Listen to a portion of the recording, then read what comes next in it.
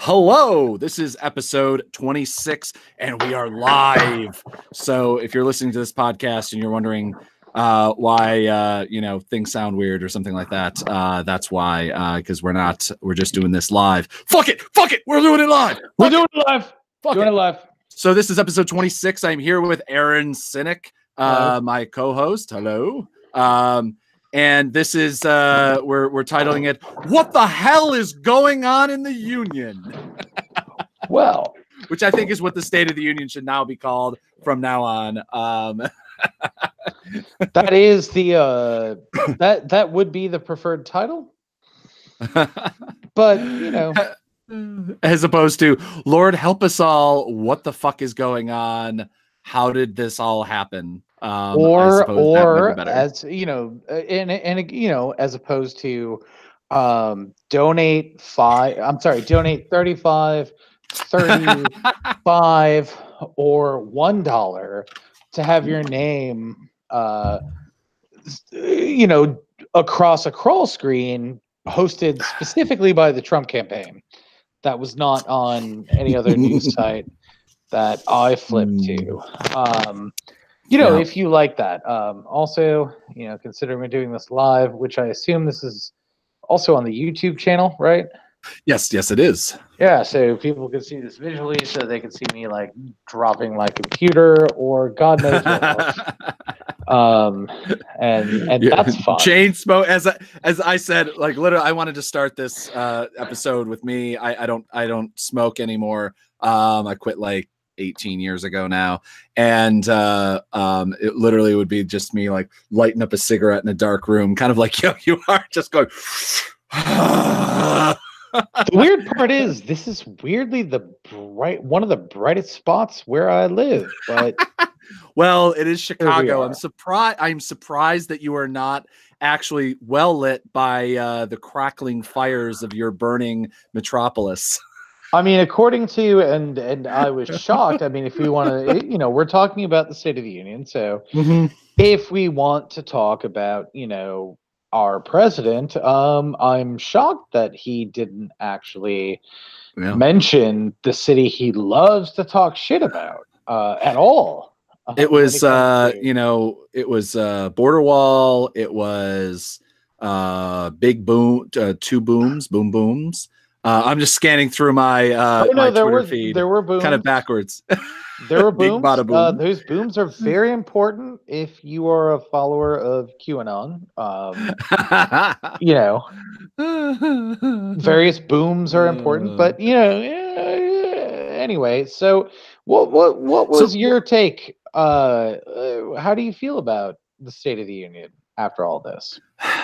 I mean, I've always been deeply worried about the State of the Union, especially these last 2 or so years. I'm even more worried than I was before, because that not only was that just a shitty speech in general, like even for Trump, that was this weird. It was like he was trying to be trying to have some level of moderation, but then he still can't help himself from being a fucking asshole troll.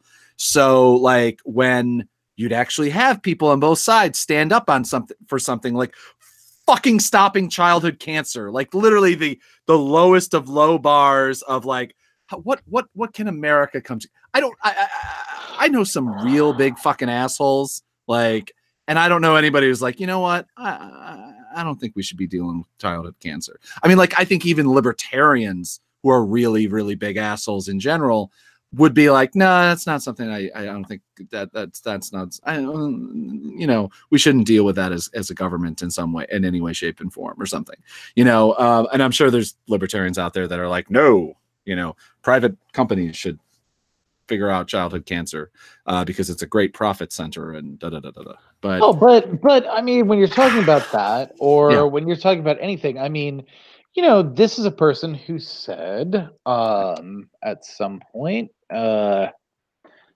sorry, I'm trying to find the very specific reference in the transcript I have, but there was something about how, his administration's efforts in 2018, drug prices experienced their single largest decline in 46 years. Is that true? Is that even possible, given how drug prices have been, and given the relationship this administration has had with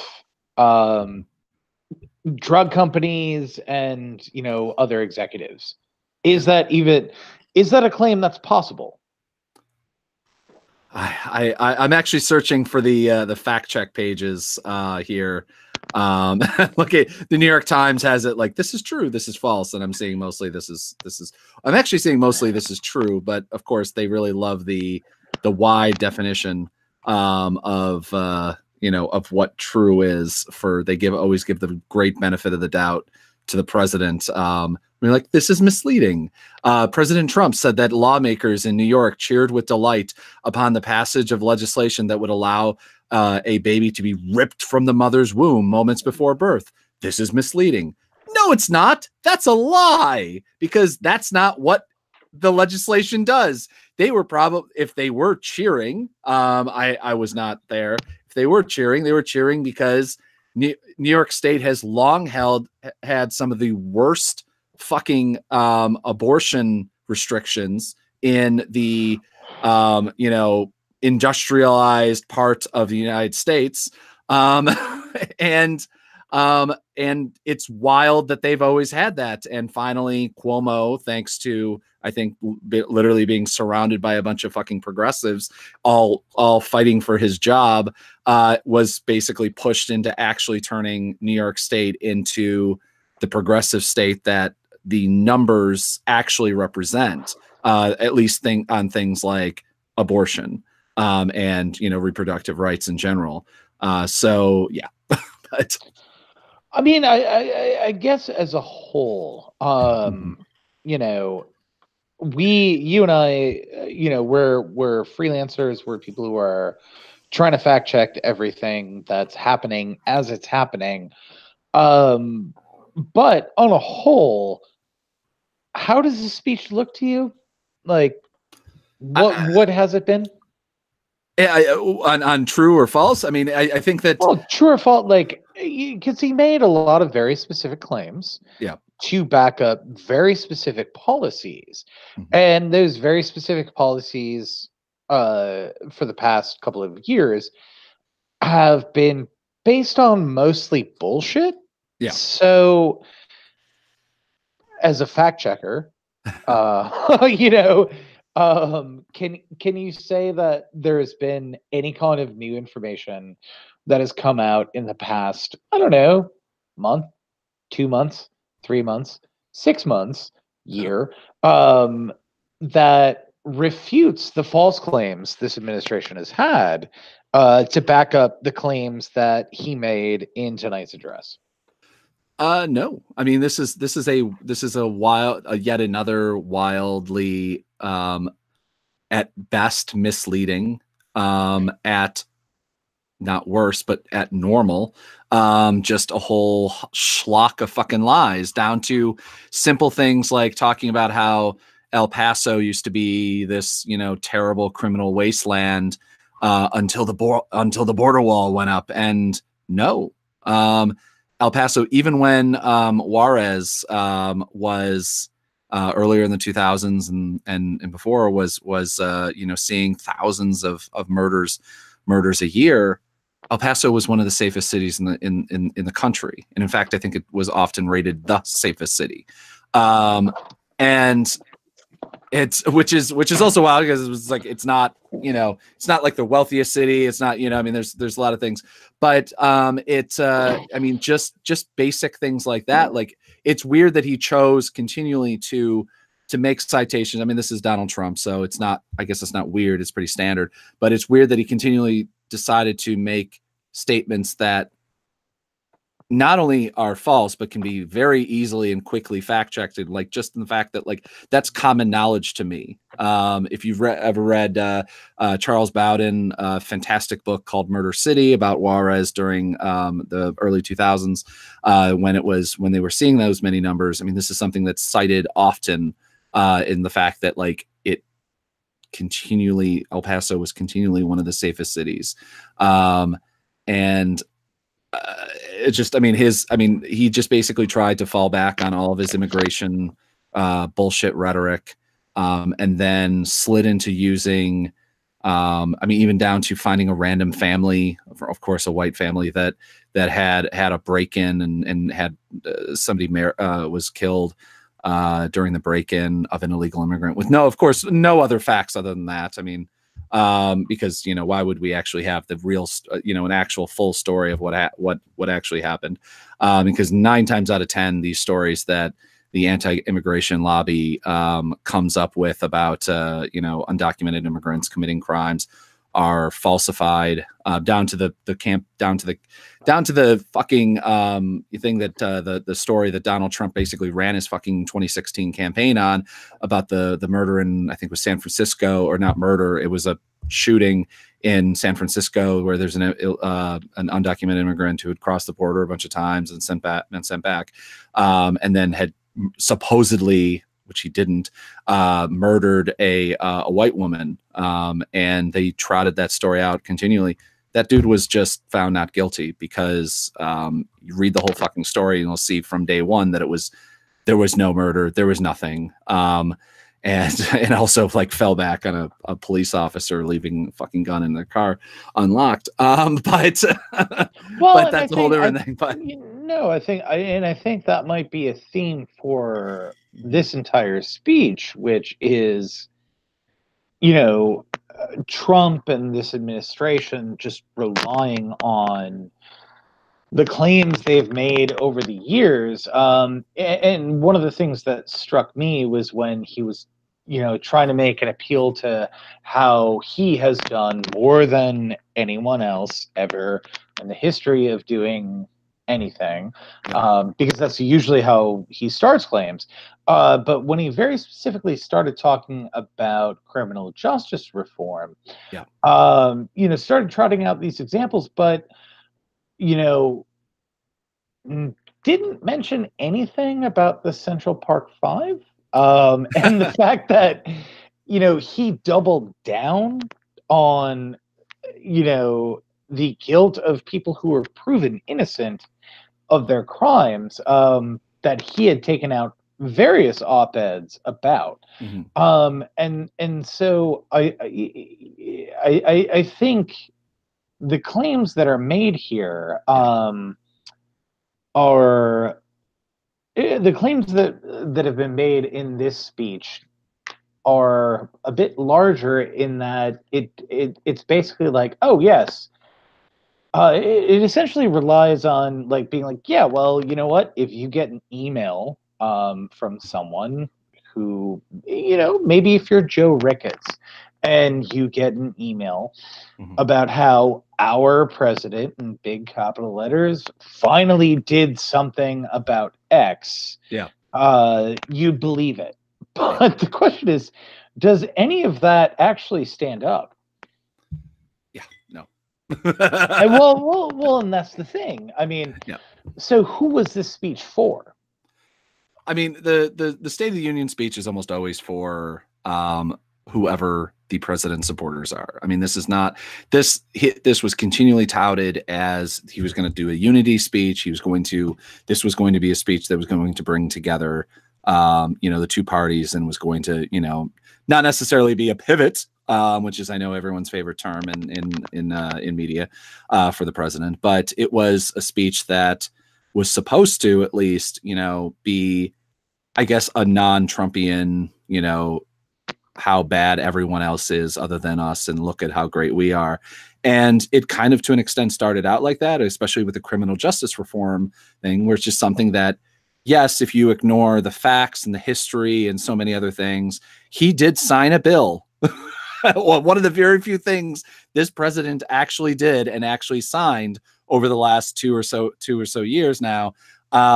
He actually did sign a bill that that helped end criminal justice reform. He did commute a handful of sentences of people who were either wrongfully convicted or had just been like, because of sentencing, because of Clinton era and before that sentencing changes, were in jail for just way too fucking long for bullshit crimes, and especially considering a lot of drug crimes when half the states in this fucking country have now legalized weed, which is what a lot of people are in jail for.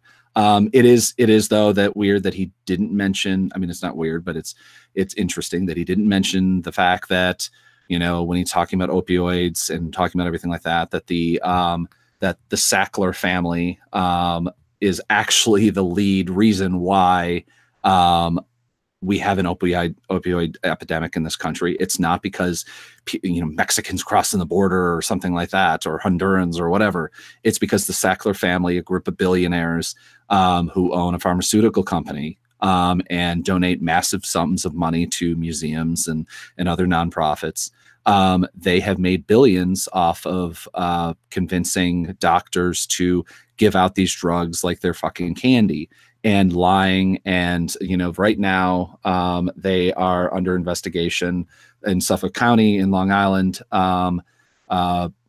This was a story from late 2008 or 2018. Suffolk County in Long Island has sued several family members of the Sacklers, and Connecticut and Long Island or New York are considering criminal fraud and racketeering charges against the family because basically emails and other things have proven that they conspired to, even though they knew that this stuff was massively addictive and beyond problematic, they pushed it and basically hid any information that might have slowed down the spread of things like OxyContin, and that had saying OxyContin has allegedly been dangerously overprescribed and deceptively marketed to doctors and the public over the years. Legal sources say to The Guardian, and these are the people that actually caused the opiate epidemic, and until they're actually dealt with and the pharmaceutical companies like them are dealt with, we're not going to have any changes at all, because people right. But the interesting thing about his speech tonight is that one of the lines in it was, wealthy politicians and donors push for open borders while living their lives behind walls and gates and guards. And then he goes on in a different section to talk about opioids and all these things. But the fucked up thing is, he's pretty damn wealthy, lived in a gold house. Of course. Lives in a house behind walls and gates and guards. But see, remember, he likes guns, supposedly he has one, which was an interesting Secret Service issue back during his campaign. Supposedly he kept saying he was concealed carry. He had a concealed carry permit, which the Secret Service would never have actually allowed, but who knows? I mean, not that the Secret Service seems to get to make any choices with this president whatsoever. He does what he wants to do when he wants to do it. Hashtag executive time. But the thing with that is, I mean, not only is it's just fucking bullshit and lies. He's always had security with him, and he's always had those things. But he's supposedly pro gun, and so obviously he gets to live a completely different life. But I mean, the fact that the walls don't work. The only thing, as Donald Trump Jr. said, was like, he had a tweet a while back ago about zoos have walls, and you go, wait, no, but the what? You're keeping either you're comparing immigrants to like fucking lions, which is pretty terrible, or like, are we the lions or are we the guests? And like that, no matter what, that's not a good thing. I mean, like, the reason why prisons have walls, I mean, prisons keep it because the idea is to keep people in.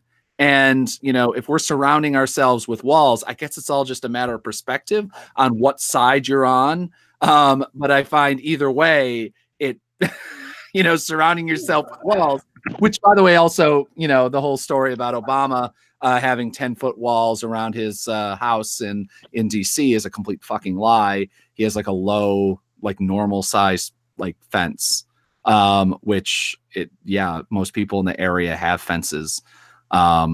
Because that's how I don't know. Like that's, well, I mean, that, like, I look at that kind of shit. Also, he's the former president of the United States. Well, yeah, but also I live in Chicago, so I live, I don't know, 25 blocks, maybe 30 blocks from that particular neighborhood. Yeah. And it's like, oh no, of course I know if I'm coming to this neighborhood, you know, there's going to be Secret Service or whatever, because I've dealt with that kind of shit my whole life. But that shit sucks for everyone who lives there. Yeah. But at the same time, there are no fucking like 20-foot fences with barbed wire and checkpoints. Like, I've been to that neighborhood, and well, most people in the neighborhood probably aren't happy about it either. But it's just like, oh well, you have to deal with this reality, so now what? But you think that what? You know, which Trump property? Just out of curiosity, which Trump property has the most access? Like, with no Secret Service, no barbed wire, just walk up access. Like, what Trump property? None exists. No, just, but I mean, but you know, let's think about it for a minute. There has to be at least some Trump property that is all access for American patriots who love America. So I assume that, you know, I should be able to roll up to a property and just be like, hey, and you're going to come here and high five me. Well, only, I mean, if you pay the correct amount, which is, I mean, he has a very similar border policy. If you're an immigrant that has the right amount of money or the right connections to get into this country, then you're okay to come on in. You know, I mean, whether that be Melania's parents can just walk on in, or, you know, through, I'm sorry, and I don't like using this term because it's a bullshit term, but through chain migration, which is how they came in. And they didn't come in through because they were special, you know, citizens or anything like that that would add to our nation. They came in because the first lady. You know, it's weird. It's almost like if you are a child of parents who came to America maybe 50 or 60 years ago, who came over through Ellis Island, and they walked in and got a stamp, and we're just told, yeah, welcome, go on in. It's almost like, you know, if you were a child of that, it was fine, but now it's way different. And well, I mean, there's a big difference about where you're coming from and, you know, and what your talents are. I mean, the government has even started changing the numbers of people coming in through was it I always forget whether it was HB1 or H1B. I think it's HB1 visas for tech companies. They used to allow a smaller amount of people with higher I think higher education and like basically higher income jobs. And now they're switching that. So they're allowing more, which to me has always been one thing, is like, considering I know so many fucking people that are coders or work in the tech or trying to get jobs in the tech industry in America that are Americans and can't get jobs because the tech industry is so fucked when it comes to the HB1 visa for tech, that you have basically, you know, Indian tech people coming in, and then the tech companies realize that they can lowball the salaries on the immigrant people, and so everyone gets fucked over because of how it is. And now on top of it, also they're changing the number of people that can get into colleges. So for like tech, tech colleges and things like that from foreign from foreign countries, which which colleges fucking love, because they get to charge, whether they're state or private colleges, they charge foreign students by far more. I mean, I think it's SUNY. It's like 3 times as much. It's like $8,000 to $10,000 a year to go to a SUNY school if you're a New York resident. It's like 20,000 if you're a foreign resident. So they fucking love foreign residents coming in. I guess I don't mean to cut you off, but I am cutting you off here solely because, I mean, I think what it comes down to for me is that, my parents, or at least one of my parents, came here in 1952 on a fucking boat. And so folks are like, oh, well, you got to come here the right way. And I'm like, nah, man. Yeah, she did that. She came here on a damn boat. And whatever. And what it comes down to is the fact that when I tell people that, they're like, oh, wait, well, you're Irish. It's fine. Yeah. And so it's a matter of white privilege. And I think that's the fucking thing that we're not talking about, which is that, like, yo, man, like, my mom came here when she was 2 years old, naturalized as a U.S. citizen. Also, interestingly enough, could be rejected as a U.S. citizen as a person who is over 60 right now, according to Trump administration policies. Yeah. But, that was my mom.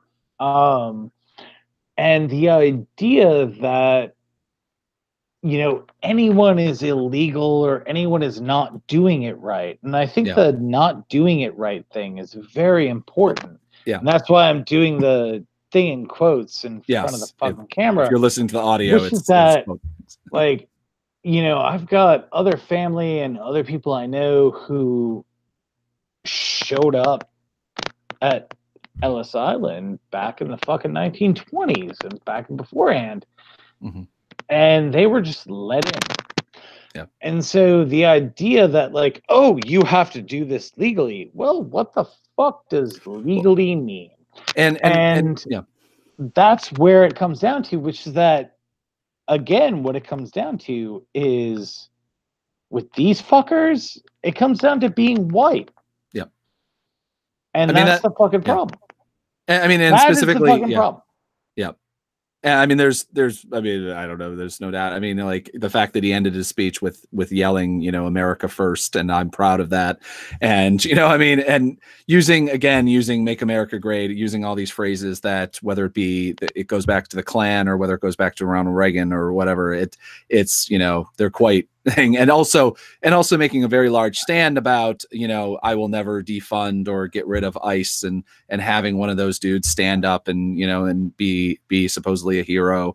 And, that's a direct statement to the people in this country that would like to see a fair immigration policy, not even this delusion that, somehow mainstream Democrats want open borders. And we're like, there are people who want open borders. I'm one of them. I'm not gonna. Yeah, I'm just saying. Yeah, but one of them. But, like, let's just say I don't know of any that are in the United States Congress or United States Senate. No, the thing is, like, dude, straight up. I don't even think Ocasio-Cortez does. I'm trying to remember what her specific policies are, other than fucking abolish ICE, which I heartily agree with. I don't think there's a journalist who would say open borders are a good thing. I'm willing to say that.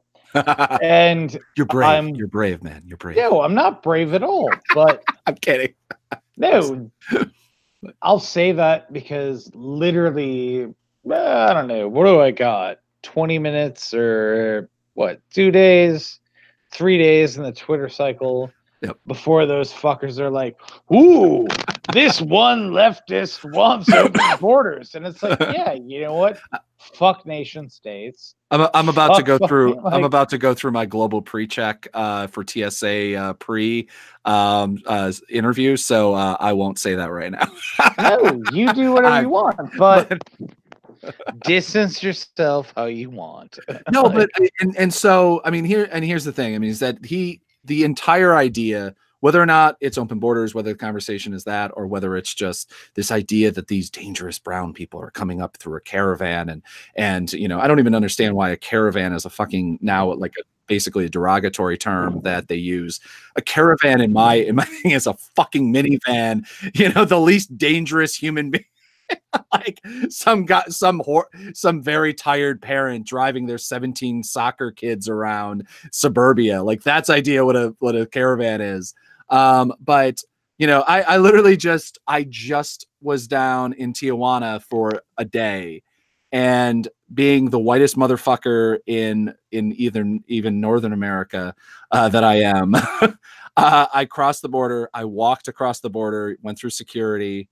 Um, for me, it only took a couple minutes, and wandered around at dusk in Tijuana with like $8,000 worth of camera gear, with at least one camera usually out, taking some random photos. I'm literally trying to find where the encampments were. Thankfully, was picked up by a very nice cabbie named Zeus, which was pretty awesome. But and he drove me to one of the encampments and this sort of thing. And guess what? I made it back alive. The Tijuana is not dangerous, guys. This where the caravan is, it's not dangerous. It's fine.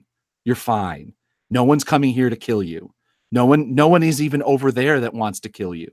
Everyone just wants to live their fucking lives as easy as possible. And I tell you, I can't believe the people, like obviously as an American, it's super easy for me to go back and forth. And I can't believe that there are people that live in Mexico and cross the border every single day at that crossing, and to go to school or to go to work or whatever. I can't fucking believe how ridiculous it is, because of just how time consuming it was. And I mean, literally as I left Mexico and was entering the United States, there was a Hispanic woman screaming at a white border patrol agent who was basically, at least my understanding through what the fight was about, was that like basically she was treating her like shit, which I can certainly see how that was happening when I was just around, and how I was treated differently than everyone else was that had a different skin tone, let's just say. And so I, like literally I've never understood this terror that Trump and his ilk are trying to push on this country, about the other. I mean, I understand it in the like political way that that they're useful, that there's a reason why they want to pull this out, because they do want, I mean, people like Chris Kobach want a white ethno state, basically, that they can feel comfortable with, that they're not going to do it. But on the other hand, we just had fucking Tom Brokaw on the news talking about how Hispanic people need to integrate into this country more, and about how white people are scared about having brown babies. So even our great media people of lore, who supposedly are media heroes, can't seem to fucking understand what a ridiculous idea that is. But anyway,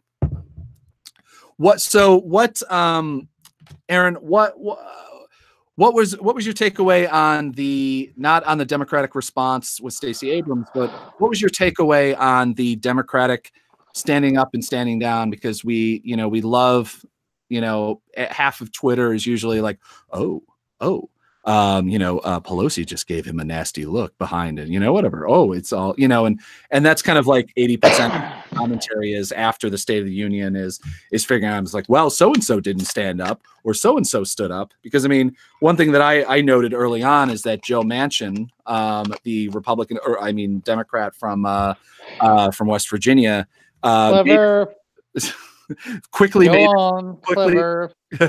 quickly made his way down and to shake hands with Brett Kavanaugh and Gorsuch, which was interesting because he went out of his way to fucking do it, and he did it on camera, which was interesting upon itself. Oh, I missed the Oh yeah, Gorsuch I got the screenshots, man. I got the screenshots. I missed the Gorsuch thing. Oh yeah, and I mean, it's so that's fun. Yeah. So that's fun. A guy who supposedly is part of the Democratic Party, who is at least supposedly supposed to be, and those things. But he also he also stood up when Trump was telling his lies about late term abortion as well. And he obviously, along with a whole shit ton of other Democrats, stood up when he proudly said that America is leading the way, or is the leading exporter of oil and gas now, which is maybe great for the quote unquote economy, but not really great for people who are going to live more than another 40 years, who don't want that shit, either want to be able to drink fresh water at their homes or whatever. So anyway, after I gave a long rant about my opinion, what was your thoughts on it? I mean, look, man, like I have done every State of the Union since the Bush era. And the getting up and getting down bullshit, Yeah. like everybody who's like, oh, I'm gonna clap for this, oh, I'm gonna do a standing ovation for this, is just some kind of performative fucking nonsense. Yeah. That really is shit. Like, and that's a whole separate thing that I think I don't know, deserves a lot of analysis. Like, why, what makes you choose to stand up for this particular thing or sit down for that particular thing? Yeah. Because what? Do your constituents cool with what Trump's doing right now? Were your constituents cool with what Obama was doing? Were your constituents cool with what Bush was doing? Yeah.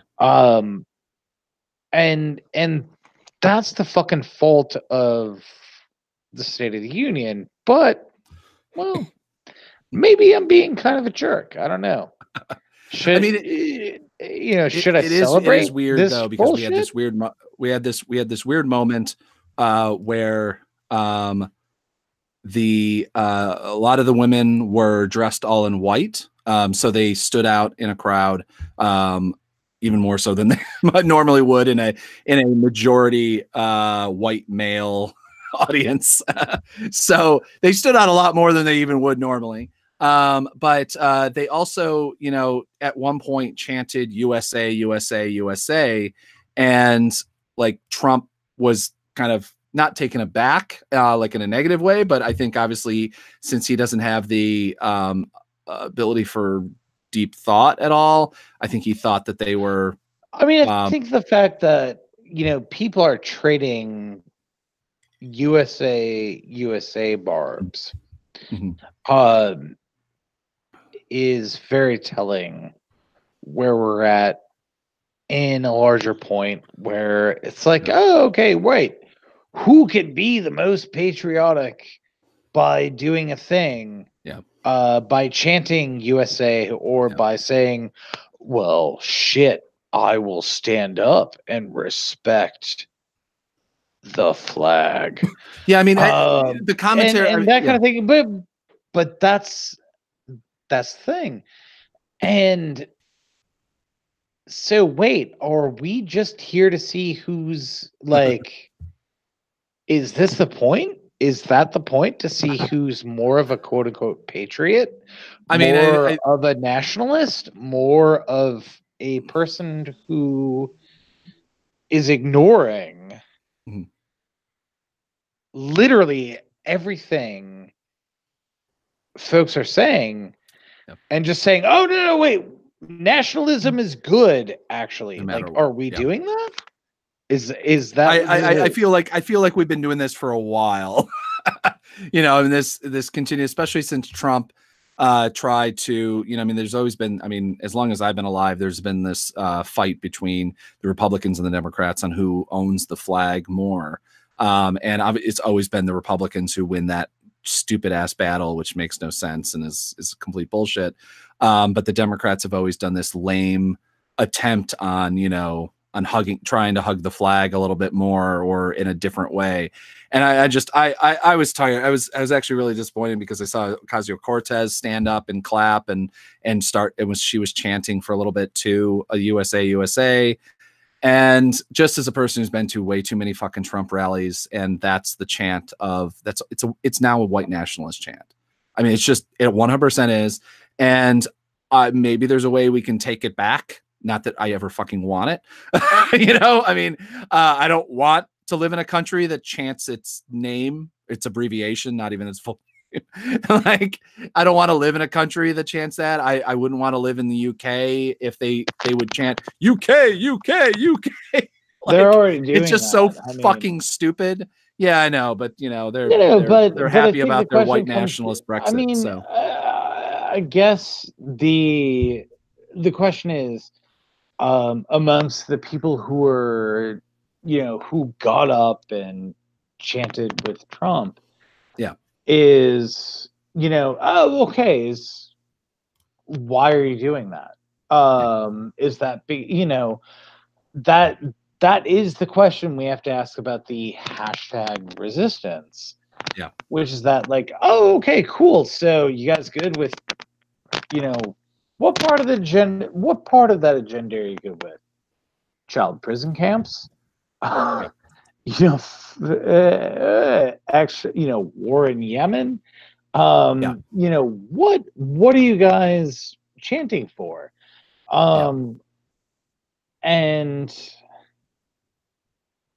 I well, I can't get any of them on the phone right now, so there's that. So But what did you yeah, just to just keep moving. What did you think about the I mean, this is all like the cable news conversation sort of stuff, but I mean, what did you think about there's always the really important thing with, I mean, really, and I'm again putting up quotes, air quotes, really important as in not really important at all, at the State of the Union on who the guests are. There was for Trump, there was the Holocaust survivor who also survived the attack in Pittsburgh by a Trump supporter, and there was the number of there's a handful of veterans that were there as well, and then there was also the child with that survived childhood cancer, because that was part of the shtick, part of Trump's thing, where we're going to solve childhood cancer. Oh, by the way, also I forgot, we're going to end AIDS, and because Trump always loves taking a thing that other people have worked on for decades and then jumping on it at the last second and then taking credit for it. Like, I mean, literally, scientists are saying we're damn near at least a cure of some kind, at least something close to it. And of course, now he's going to jump on that bandwagon. So, was there anyone that stood out, or anyone that had more problem, or Zach, did you see any kind of uh lag in what we're talking about right now? hmm? No? Oh, okay, cool. Because well, You cut I out for a minute. I see two I cut faces of out you now. So I cut out for about, a solid 65 seconds. So okay. Well, do you, so I mean, like I was commenting on basically on all of the different the different guests for the president and that he noted, whether it be the Pittsburgh shooting, Pittsburgh massacre from the Trump supporter and anti-Semite, or the child cancer, the child survivor, or I don't know if you noticed in some of the shots, the bullied child who with the last name Trump, who slept for the whole thing. Oh, I'm sorry, I didn't see that. Yeah, no photos. He didn't seem to be in the shot at all, at least from what I was watching. But now Getty photos have come out, and the child, which if people didn't see it, one of the guests was a child with the last name Trump, who had been bullied at his school quite a bit because his last name is Trump, and which is a stupid reason to bully somebody that's at least not related to the thing. I mean, you should never bully anybody, but that's a different subject. But the child, which I'm not giving him shit for this. I totally back him. But he was gone, like head back, like clearly mouth agape, like snoring, gone. And like every photo that I looked at or screenshot that they had of this, like you could see everyone just looking at him. So you're basically talking. You're basically talking. Ruth Bader Ginsburg last year. Yes. Which who was I heard his absence as well. No, I heard that she's not alive anymore. So there's yes, supposedly according to some QAnon sources that we have, she's passed away. Even though she keeps appearing on on video and still, but I think the reason why I bring this up is because I think this is the kind of thing that we actually have to talk about, which is that there is a quote unquote side that exists that's like, oh well, this Supreme Court justice is not alive, and there's a Weekend at Bernie's thing happening, and apparently that's legit.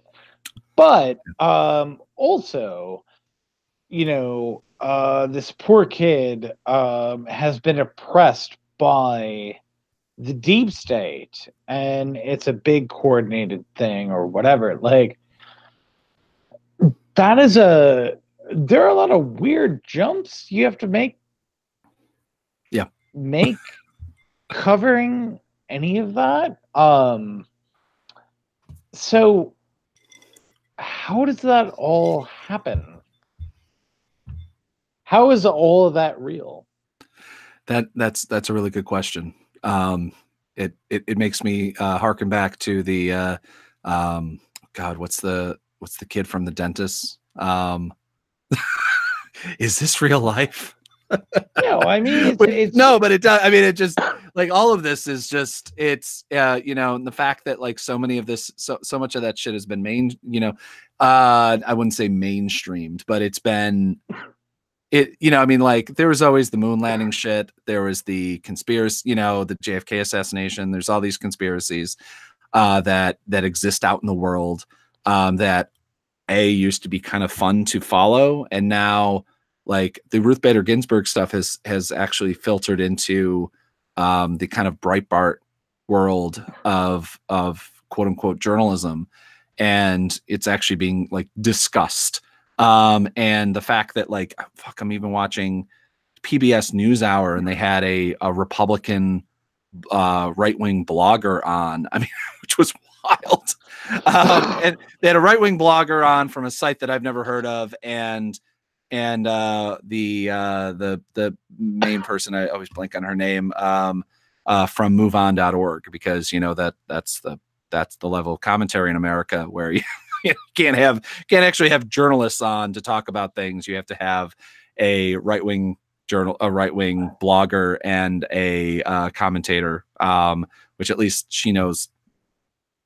She's an intelligent person. But that's all. I mean, what we're talking about is we have to report on the State of the Union. We have to report on what the president says. But then we also have to fact check it. And then, in addition to fact checking what that president says, which we've done for every president, Yeah. Then we have to talk about like what the folks, his loyalists say are actually true. And I think that's the most interesting thing because, like, I mean, I've done more State of the Unions than I can fucking remember. I've been doing this shit since Bush. And if I was old enough during Clinton, I would have done that. It is interesting how this has evolved. I mean, they really promoted the fact that because the last time that Nancy Pelosi was speaker, George Bush had just been reelected, or I think that was it 2010, I guess. So I guess not just had been reelected, but or not in 2010, but 2006. But the fact that it was historic, I mean, like, oh, Bush was, was able to come together, and because he turned around and noticed, and and stated what a great thing it was to finally say Madam Speaker as opposed to Mr. Speaker or whatever. And like again, the media's obsession with turning Bush into a good dude, or as one of the misunderstood presidents of past that now we can now bring him into the fold of respectability, even though several 100,000 people are dead because of his crimes and lies, which you can't say that for Trump yet, but it is interesting because Trump at least vaguely started on some level in that, with some level of respectability when it comes to at least like recognizing her, that she existed, because honestly I was vaguely surprised that he didn't just like give her a head nod and then shake Mike Pence's hand and then start his speech or something like that. But yeah, I don't know. I mean, do you have anything else before we like jump to the Democratic response?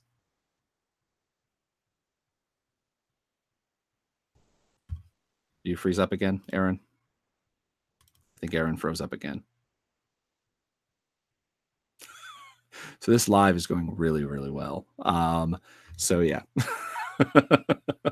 So I am actually gonna, because we're having technical problems, I'm actually gonna just wrap up, and then hopefully Aaron and I will come back hopefully tomorrow and talk about the very excellent, at least I thought, Democratic response from Stacey Abrams, the first African-American woman to ever give a Democratic response.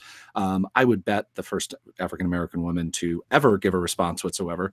So yeah, Aaron, I was just wrapping up since we're having a lot of technical problems. Sorry, we're having I finally, well, I say let's because we're having a lot of net connections issues. Let's actually try tomorrow to to chat, or the next day to talk about Stacey Abrams' response, because I think I really want to delve into that's a good idea. The fact that she, for the first time I've seen in a decade, I can't remember the last time I heard a good State of the Union response from either side. She didn't dive for water. She didn't have cotton mouth. She didn't do whatever. So yeah, anyway, thanks so much, Aaron. You can find Aaron on, you can support his work at patreon.com/Aaron Sinek, aaronsinek.net, right? AaronSinek.net, AaronSinek.com, AaronSinek.everything. And make sure you check out his work at Shadowproof. He's doing a great series on Chicago politics. And you can check out my work at zdroberts.com, which is my portfolio site. And make sure you follow us on all the across the things with Visu.News, which is what we do this podcast for. We're on Spotify, we're on iTunes, and we're on Podbean, and I think we're still on Google Play. I'll have to double check that. But anyway, thanks again. Thanks for listening. And again, also, if you want to support my work, ZD Robert, patreon.com, ZD Roberts. And you have a good night. And hopefully the State of the Union will be better tomorrow.